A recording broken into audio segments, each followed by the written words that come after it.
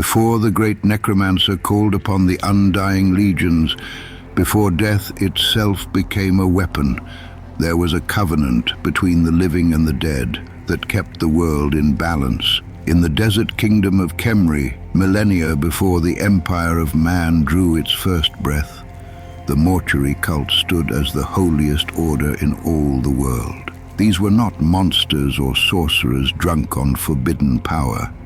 They were priests, guardians, men who had given everything, their flesh, their years, their very mortality, to ensure that the god-kings of Nehekara would one day rise again in glory. To serve the mortuary cult was to surrender life itself as most men understood it. The highest among them, the leech priests, extended their lives through alchemical elixirs. They preserved themselves through sacred embalming arts, extending their existence across centuries or even millennia, bound to the world by sheer will and holy obligation. Their purpose was singular: to maintain the incantations of summoning, the ancient spells inscribed in the books of the dead that would one day, when the gods willed it, restore the buried kings to life in bodies of eternal glory.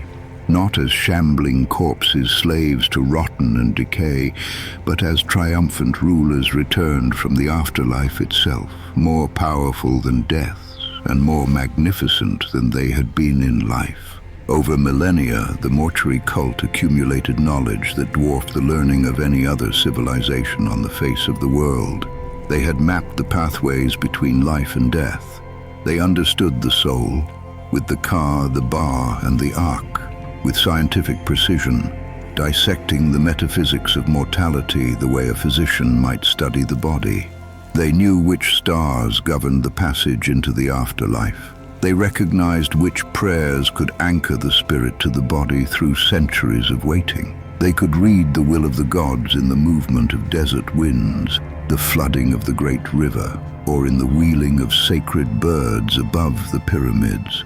And they had done something no civilization before or since had managed.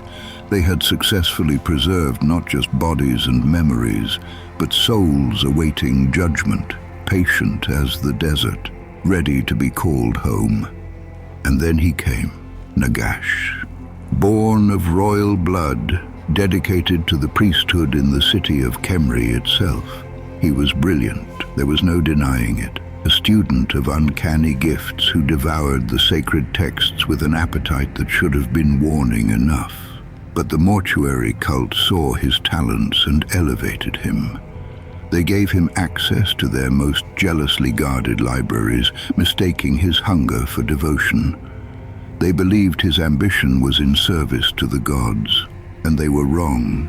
What Nagash wanted was not resurrection for the kings.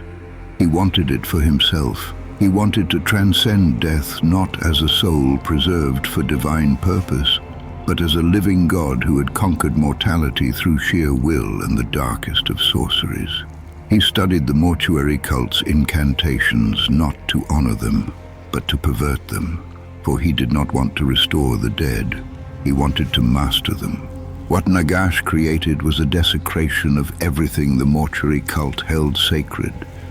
Where their incantations gently called souls home to purified bodies, he ripped the dead from whatever peace awaited them and dragged them back as slaves.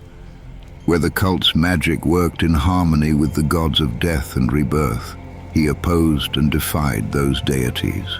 Where the leech priests surrendered their longevity to holy purpose, Nagash stole his immortality through murder, the drinking of blood, and rites so abhorrent that even the most hardened warrior of the age would weep to witness them. He would go on to write the 9 books of Nagash, each one a deliberate perversion of a sacred mortuary text, each one a knife driven into the theological heart of everything the cult had spent centuries building.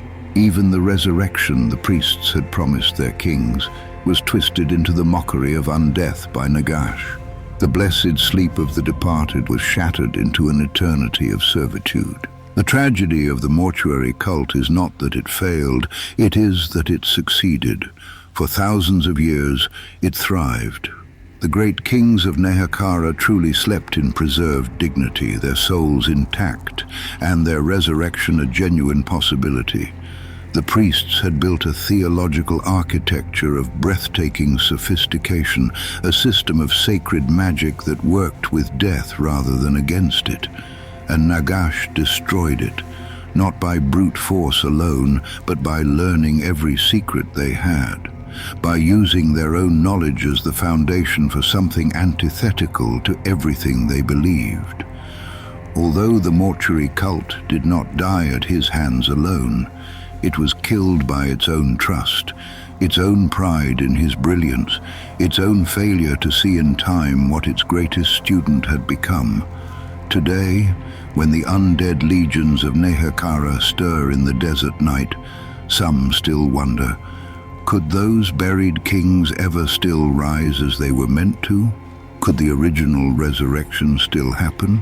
All these questions and many more will be answered in The Tales of the Old World.